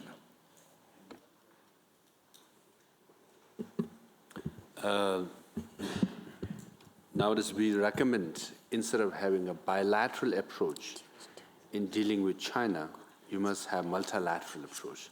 Bilateral approach, you get, outmaneuvered and outsmarted by the Chinese government. So using European Union or United Nations, other multilateral agencies to have several countries come together to confront on human rights violation is perhaps more effective. Now, my question is for my friend Dokum. You said 5,000 mosques were destroyed. What happened to all the imams? Number 2, and what is the number of total number of mosques in East Turkestan? Yes, and it's reportedly say around 5,000, but we don't know exactly, and how many, maybe more than 5,000 mosque is destroyed already between 2017 and 2018. And, some foreign journalists and the scholar time to time visit East Turkestan, Kashgar, Khotan area. They are visit 2015. This exists mosque, then 2017 they were there, couldn't find any sign. At the beginning, Chinese government just destroyed this minaret, Islamic minaret, and put the Chinese flag first, start 2015-16, then step by step, then 2017 completely destroyed. So up to 2 years later, 1 year later, they visit, they couldn't find any sign. So exactly, we don't know exactly, but definitely more than 5,000. So all the imam, who is the imam of this mosque, is a camp today, is a camp. And the Chinese government put more than 3 million people in the camp. First, the targeting group is religious group. Not only imam, who used to went once in the mosque, not in the concentration camp. today, you know? And who's once life went to Saudi Arabia for Hajj? No, is a concentration camp. And who is once visit 26 countries? Most of them Muslim countries. Turkey, Malaysia, Indonesia, Kazakhstan, Kyrgyzstan, Tajikistan, Uzbekistan. Chinese government already did it. Who visit once 26 countries? If they have a list, this person must be targeted, the concentration. And who has any relatives in exile? This family is targeting in this family in the concentration camp. Yeah, this is so, and actually how many mosques still exist, and how many mosques is still destroyed, really don't know, because very difficult to get information today, because everywhere is surveillance, you cannot take the pictures, you cannot talk to people, you cannot visit. Even I told you at the beginning, even I have no idea, my father is still alive or died. It is the situation. So that's why some question is very difficult to answer at the moment. Yeah.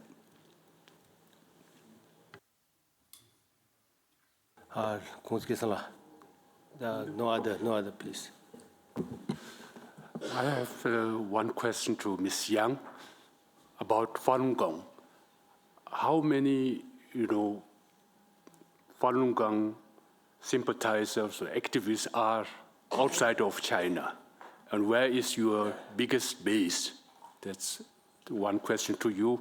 And then to Dokung, I would like to know from you, since the Uyghur problem came to the forefront of the international attention,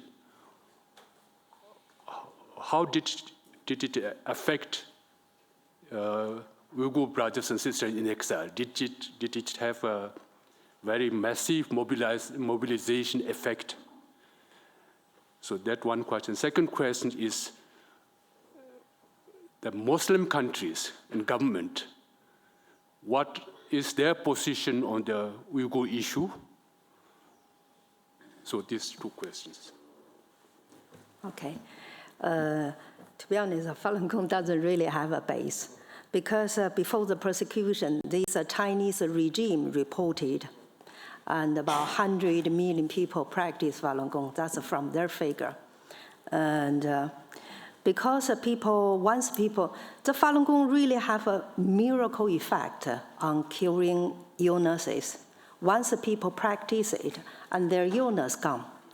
And even some people at the late stage of cancer. So that's why even the persecution lasts for 20 years, and more people practice Falun Gong, started practicing Falun Gong. And also, Falun Gong spread all over the world. It really doesn't have a base where, yeah.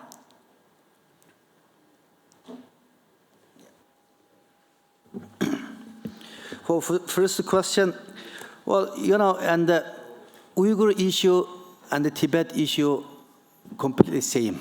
Both countries is occupied by Communist China, but Tibet issue is well known everywhere. Everybody knows. Uyghur issue is nearly until a couple of years nobody knows, but since a couple of years is more people know the Uyghur cause. There is several of reasons, of course. First, we don't have Uyghur community in the Europe and the United States, Western country. And until 1990, middle of 1990, only very few leaders, Erkin Alptekin, you are a good friend of Erkin Alptekin, he is a good friend of the Holiness Dalai Lama. Erkin Alptekin is only the person who doing this job until middle of 1990. Because the Europe, no Uyghur community, no Uyghur organization. Erkin Alptekin, who used to work the Radio Liberty, and he used this opportunity and with Tibetan friends together, and all the time, and trying to raise the Uyghur issue. Then after Soviet Union collapse, 1990, then we had little bit opportunity Uyghur came from East Turkestan to Central Asia, Kazakhstan, Kyrgyzstan, then slowly came to Europe. Today is a whole Europe, around 10 to 15,000 Uyghurs. more than 15 countries in the Europe, Western Europe, and the United States of America. So now we have Uyghur organization. Then 2004, we established World Uyghur Congress. Yeah. End of 1990, beginning of 2000, then there's some European country, for example, Norway, Sweden, Belgium, established the small Uyghur community and established Uyghur organization. Then 2004, and all the Uyghur representatives from Central Asia, from North America, and Turkey, and all the European countries, delegation coming together, then established World Uyghur Congress. Now is the World Uyghur Congress and the central body of the Uyghur movement in exile. Now we have good mobilize. Of course, we have small problem sometimes, but it's mostly, and this is under the leadership of the World Uyghur Congress, the Uyghur movement is doing well around the world. And the second question for the Muslim country, well, I told already, today China really start war against Islam. Start war all the religious, particularly Islam. We can, Xi Jinping say Islam is ideological illness. It must be eradicated. Look. But whole the Muslim world is silence. Islam is not only religious for the Uyghur. Islam is religious for 1.5 billion people around the world. We are really disappointed because something was happening in some part of the world. Immediately whole the Muslim jumping and this make a protest. Couple of years ago, one of some caricature was the Denmark newspaper, was whole the Muslim world stand up, whole the day demonstration. 2-3 years ago, one of the pastor in New York, he made announcement, he collected Quran, he want to burn the Quran. But whole the world stand up and protest him. He didn't do it. But 2018, 2017, Chinese government CCP burned the Quran already. Burn the Quran. Close more than 5,000 mosques. No, forbidden fasting. But no single reaction from the Islamic world. Yes, Turkish government last March section Human Rights Council Foreign Minister Çavuşoğlu made a statement and the UN. It was good. Malaysia sometimes talk, but later time, just June section, 23 mostly European country sent jointly letter to the High Commissioner and asking close to the concentration camp. But Chinese government mobilized another 50 country, sent a joint letter, support the Chinese policy towards the Uyghur.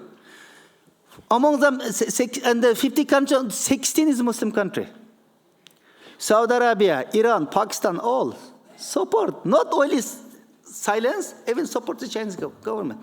It is really shame and a very disappointing situation, yeah. Please. Yes, Jen. Thank you for the presentation. My name is Chinman, and I'm from Hong Kong, a student currently studying in Geneva. I have two questions to Mr. Respinti. The first one is that how much influence does China have in influencing the global agenda of organ donation? For example, to what extent is China able to shape the organ donation agenda favorable to its interests in IOs such as the World Health Organization?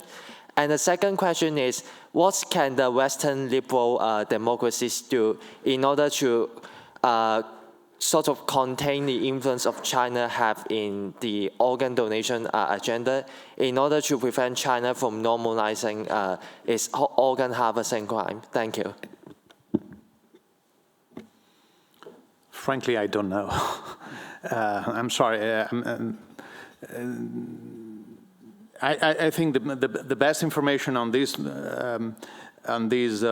topic can be gathered through the China Tribunal that has been mentioned, and from the Coalition to End Organ Transplant, who is in the back of. Who backed the establishment of the China Tribunal? I don't know, but because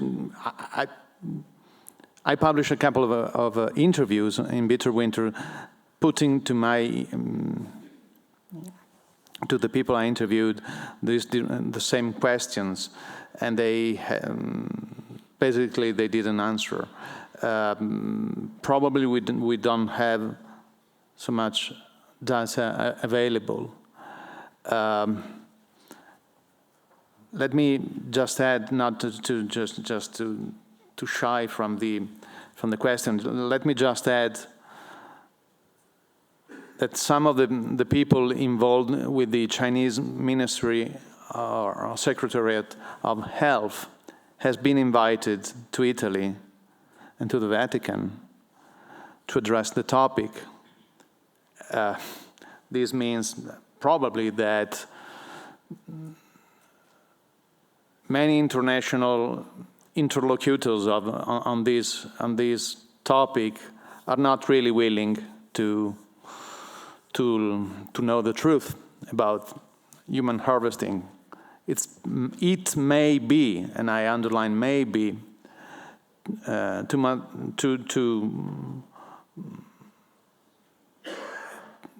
it may be easy for them just to turn the head away.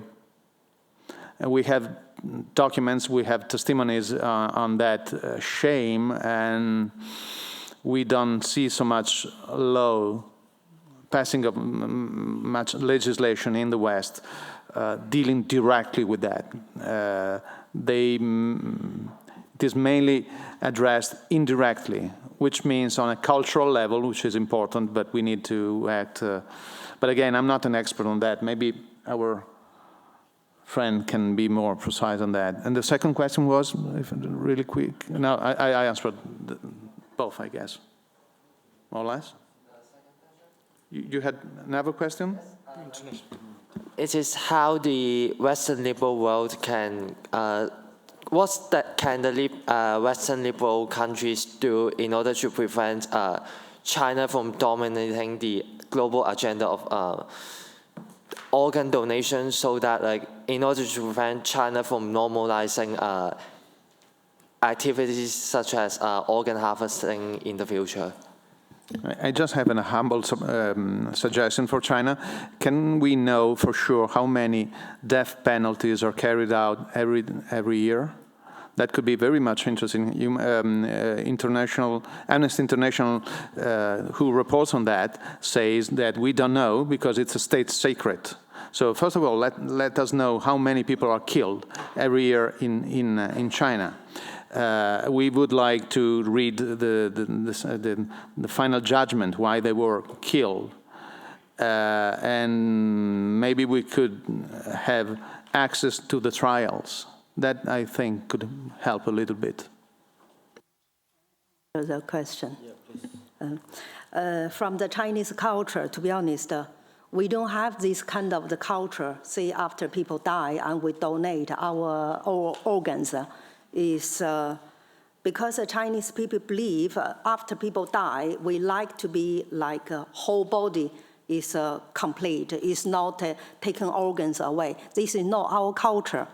And the organ harvesting, really, from the Chinese published death penalty each year, and also these since 2000, these Chinese, this transplantation, suddenly this number increased.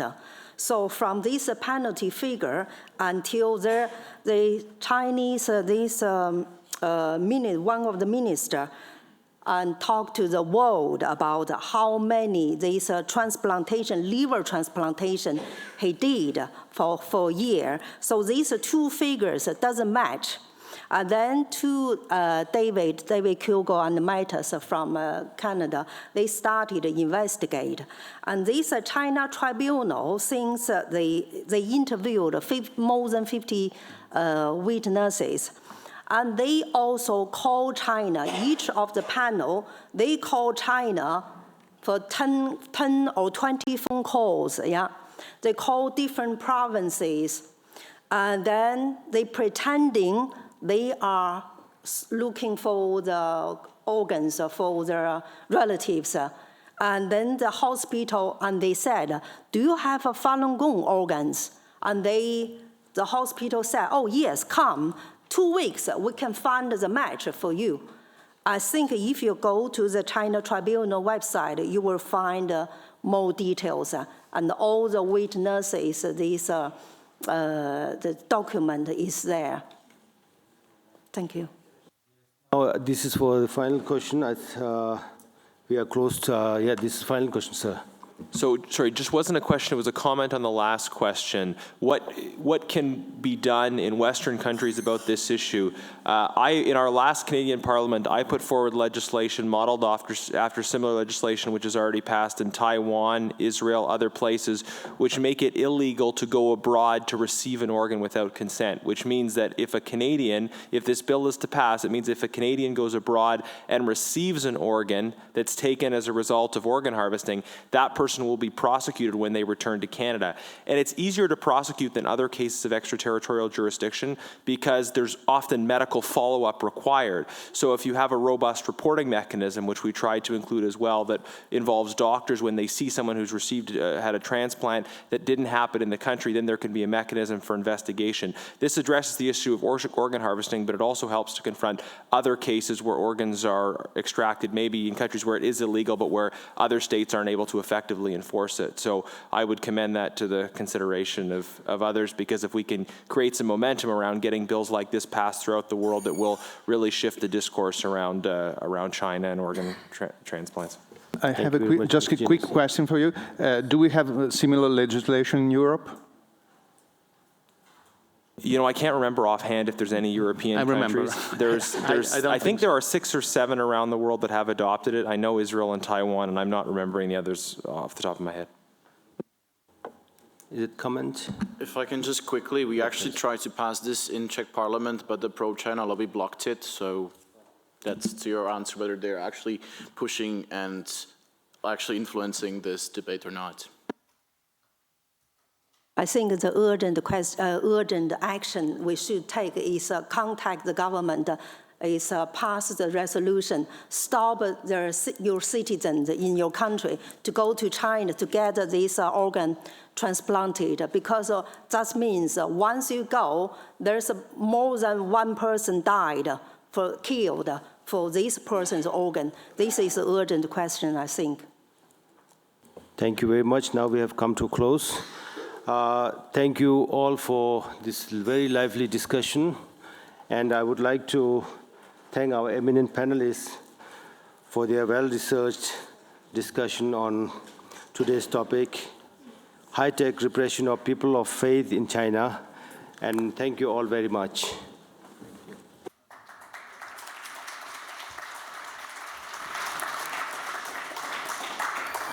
Thank you very much. Thank you, moderator, and all our panelists for the session and for sharing your insights on how China is taking the suppression against people of faith in a whole new level. So thank you so much. And may I request Representative Chimi Ringzingla to kindly present our Tibetan traditional scarf and a memento Tibetan thangka to say thank you very much for all your contribution for making this panel very informative and interesting. Thank you.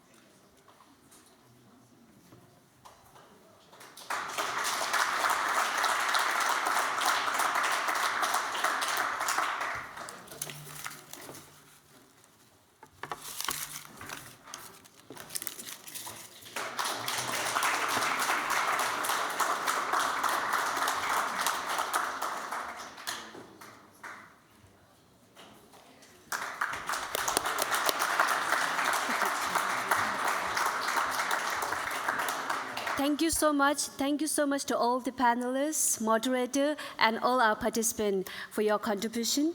And so with this, we come to the end of the first day of the 2019 Geneva Forum on China's high-tech repression and freedom of religion. So thank you so much.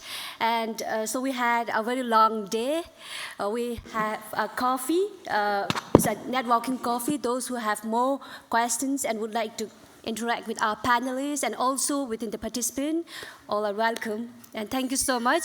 And we will see tomorrow at 9:30 again. Thank you so much.